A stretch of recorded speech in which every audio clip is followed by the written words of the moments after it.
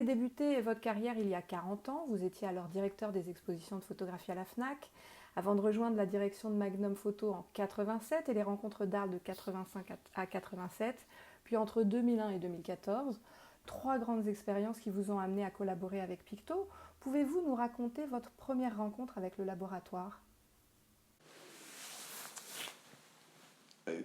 Je crois que la première rencontre est très simple. J'étais assistant à la FNAC et nous avions des expositions. C'était un des rares lieux qui faisait régulièrement de la photographie à Paris.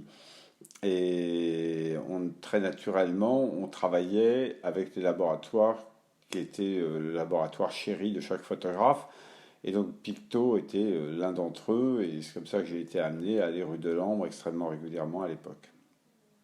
Alors que l'on soit à la tête d'une agence, d'un festival ou d'une institution comme la Fondation Henri Cartier-Bresson, que vous dirigez aujourd'hui, quel rapport entretient-on avec le tirage photographique ? Extrêmement différent, mais il n'y a pas que le tirage dans Picto. Pour ce qui me concerne, il y a eu évidemment énormément d'expositions que j'ai été amené à tirer chez Picto en tirage argentique, en tirage numérique, sous forme d'affiches, puisque je me suis occupé également à New York d'expositions pour le FIAF, French Institute Alliance Française, où on a fait beaucoup d'expositions sous forme d'affiches. À Arles, je n'en parle pas, on a exposé sous toutes les formes et on était avec Eddie Gassman à l'époque parmi les premiers à faire des bâches dans les rues. C'était quelque chose qui ne se faisait pas parce que la technique ne le permettait pas. Donc les premières bâches d'ailleurs étaient assez pitoyables. Et puis elles se sont améliorées. Et puis d'ailleurs on a été copiés puisque maintenant dans les rues on faisait des bâches il y a 30 ans avec Eddie Gassman. Il y a maintenant tout le temps des bâches. Donc on a eu toutes ces aventures. Et puis également toute la phase du développement, puisque lorsque je suis arrivé à Magnum en 87, on m'a dit Magnum n'a pas de laboratoire de développement, donc on ne peut pas servir l'actualité. Or l'actualité à l'époque, il se trouve que certains photographes avaient envie de couvrir une certaine actualité, puis que l'actualité est venue à notre rencontre, notamment avec des événements comme la place Tiananmen en 89, puis la Bosnie, puis le Rwanda, où les photographes de Magnum ont été extrêmement présents. Et donc j'étais allé voir Eddie Gassman en lui disant voilà, écoute, nous on ne sait pas développer le week-end par exemple, la semaine on trouve des gens, mais pas le week-end. Et Eddie nous avait débloqué des créneaux à Javel pour développer le week-end, ce qui nous a permis de faire un certain nombre de scoops, notamment sur Tiananmen et un certain nombre de terrains comme la Géorgie au moment du début de la perestroïka, grâce au fait que Picto avait été très réactif. Donc, j'ai connu trois générations de Gassman, la première génération avec Pierre et toute la couleur que Pierre mettait dans la relation avec les photographes. J'ai beaucoup travaillé avec Eddie sur des enjeux de nouvelles technologies, justement, ou de technologies qui n'étaient pas utilisées soit par Magnum, soit Arles, quand j'y suis retourné en 2002 ou la première fois en 86.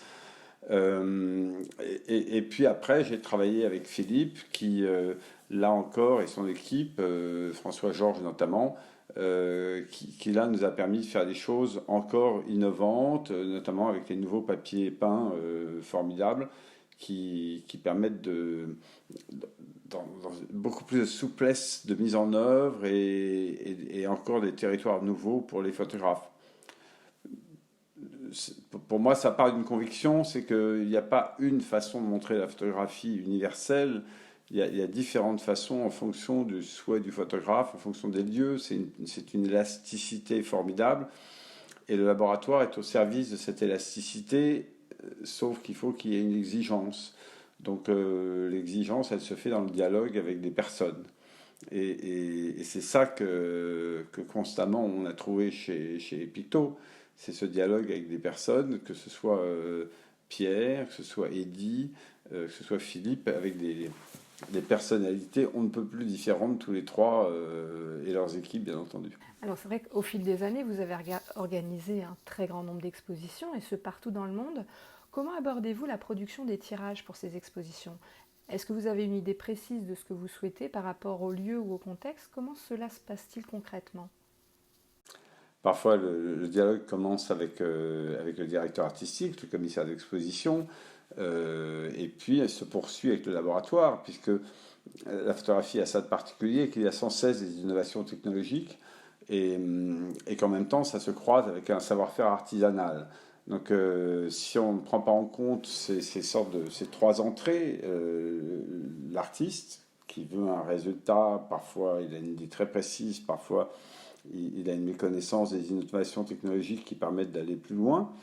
Le directeur artistique, commissaire d'exposition, qui l'invite à montrer, et puis le laboratoire qui lui apporte à la fois l'artisanat et le progrès technologique, ou au contraire l'expérience d'une technologie ancienne. Donc c'est ces croisements qui sont intéressants. Moi j'ai toujours essayé de ne pas rester figé dans une nostalgie d'une façon de faire qui serait définitive. Et ça a été un avantage avec Picto, c'est qu'on s'est bien compris là-dessus.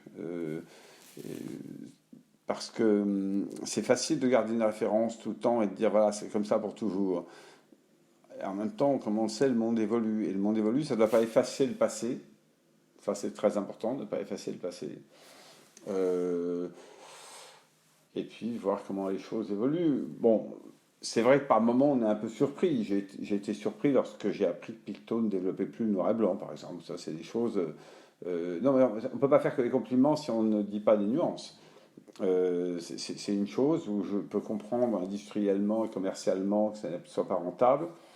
En même temps, il y avait peut-être plus de demandes, mais je crois savoir qu'il y en a encore. Et, et donc à ce moment-là, si vous voulez, on n'a plus la panoplie complète. Mais la panoplie s'étend tellement que moi, mon seul objectif, c'est que l'artiste ne soit pas frustré. Et je crois que c'est une chose qui, dans les trois générations de Gassman, c'est une chose qui a toujours été bien comprise, c'est qu'il fallait absolument que l'artiste soit au centre. Ce n'est pas ni au directeur artistique, au commissaire d'expo, ni à l'artisan technicien. On est tous au service de l'artiste. Alors en 40 ans, vous avez vu et participé également à l'évolution de la photographie dans sa pratique, mais aussi dans sa technique. Quels sont pour vous les courants forts qui vous ont marqué dans cette histoire contemporaine de la photographie? Moi, j'ai eu la chance d'être à certains moments, de par le travail que je faisais, à des endroits où il s'est passé des transformations. C'est-à-dire que lorsque je suis arrivé à Magnum, c'est le moment où les photographes de Magnum se rendaient compte que Sigma, Gamma, SIPA occupaient un peu le terrain de la presse et qu'il valait mieux se diriger vers des projets à long terme qui seraient déclinés sous forme de plusieurs reportages, puis de livres, puis d'expositions, tout en étant offerts à la presse. C'était très nouveau. C'était sous l'impulsion de photographes comme Sebastião Salgado, Eugene Richards, Abbas, Patrick Zachman. Et donc à ce moment-là, il a fallu qu'on s'adapte à ça. Après, ou avant plus exactement, lorsque j'étais à Arles une première fois, j'ai rencontré toute une génération de photographes qui travaillaient en couleur, Martin Parr, Paul Graham, et puis finalement Nan Goldin. Et on a finalisé ensemble la Ballad of Sexual Dependency, qui était un audiovisuel, et qui a fait sa renommée. Donc ça a été des choses extrêmement marquantes. Je pourrais vous en citer beaucoup d'autres de cette époque-là, ou de ces époques-là, du point de vue de l'évolution de la pratique. En tous les cas, il y a eu d'autres choses marquantes dans le travail avec le photographe, au niveau de l'évolution pratique. Après, lorsque je suis retourné à Arles en 2002, c'est sûr qu'il y a eu un choc avec les photographes chinois qui, dans le début des années 2000, sont passés d'une pratique de la performance et de la vidéo à une pratique de la photographie dans une ignorance totale de l'histoire mondiale de la photographie, mais par contre avec une jouissance très novatrice, très anticipée du numérique. C'est que les photographes chinois ont tout de suite compris l'intérêt qu'a le numérique à une époque où les autres photographes pensaient que le numérique n'était pas encore de qualité suffisante et ne savaient pas quand ça le deviendrait. Et donc à ce moment-là, ils ont fait des mises en scène extraordinaires, avec des heures de retouche extraordinaires, parce que la main-d'œuvre ne coûtait rien, et avec je ne sais combien de figurants et des mises en scène dignes du cinéma. Donc il s'est passé là, en Chine, un mouvement issu de la performance, très politique, qui a été absolument passionnant au début des années 2000. On n'a pas tous les jours l'impression d'assister comme ça à des naissances. Donc il y a peut-être eu la photographie anglaise dans les années 80, il y a sous Thatcher, les débuts des grands projets lorsque je suis arrivé à Magnum, la photographie chinoise lorsque je suis retourné à Arles. On peut dire aussi, dans le même ordre que Nan Goldin, il y a eu JR que j'ai rencontré à Montfermeil, qui collait en face de là où moi je faisais une exposition un an après les émeutes. Et je suis allé le voir en haut de son échelle. J'ai dit, c'est qui toi, tu fais quoi? J'ai trouvé passionnant ce qui était en train de naître, parce que c'était pas encore des très grands formats, c'était des planches contact collées au mur, etc. Et en 6 mois, il a développé son savoir-faire et on l'a invité à Arles et ça a été absolument bouleversant. Donc oui, j'ai eu cette chance d'être souvent dans des positions où j'ai vu des moments d'une photographie qui se libérait à chaque fois grâce à des outils nouveaux qui avaient évolué et dans lesquels la relation au laboratoire était souvent importante. Quel rôle joue un laboratoire comme Picto aux côtés des photographes et peut-être plus globalement dans l'histoire de la photographie? C'est le rôle de l'interprétation. Je vois aujourd'hui, je m'occupe de la Fondation Cartier-Bresson. Cartier-Bresson, pour lui, son œuvre, c'est pas les négatifs. Son œuvre, c'est les tirages. Et Cartier-Bresson nous a cédé à la Fondation son patrimoine. Son patrimoine, c'est avant tout 30 000 tirages qui sont visés par lui comme étant la juste interprétation de son négatif. C'est pas lui qui les a tirés, ce sont les tireurs. Et donc, ce sont ces tireurs qui, sous sa gouverne, ont réalisé ce que souhaitait Cartier-Bresson. Et c'est devenu l'œuvre. Donc l'œuvre, c'est un travail entre le photographe et son interprète. C'est comme en littérature, un bon interprète change tout sur la traduction d'un livre et pour rester dans l'esprit de l'auteur. Et donc c'est pareil dans la photographie. Donc il y a cette relation intime dans l'argentique qui était extrêmement importante, qui s'est transférée aussi dans le numérique d'une certaine façon. Voilà, voilà l'importance du laboratoire. Et le laboratoire doit amener des solutions et doit amener une façon. Il y a la façon et il y a la solution. Tout ça est très très important. Auriez-vous une anecdote, un souvenir à partager avec nous? D'ailleurs, c'est drôle parce que ce week-end, j'étais en Normandie chez un antiquaire qui était aussi artiste à Villerville. Et tout d'un coup, je vois cette photo sous forme d'affiche. Et il en avait fait un détournement en mélangeant ça avec des personnages de comic strips, de bande dessinée. C'est la photographie de Stuart Franklin avec les chars de Tiananmen devant un Chinois qui s'était interposé en chemise blanche. Photographie désormais rentrée dans l'histoire, mondialement connue. Cette photographie, je l'ai eue entre les mains. Elle a été développée chez Picto. C'est-à-dire au moment où les événements de Tiananmen se développaient, on ne savait pas si les chars allaient arriver, pas arriver. Finalement, on avait un photographe bloqué dans sa chambre d'hôtel, c'est Stuart Franklin, et devant ses yeux arrive cet événement incroyable d'un petit bonhomme qui va arrêter une colonne entière de chars, les faire pivoter, et puis finalement des amis qui vont l'enlever.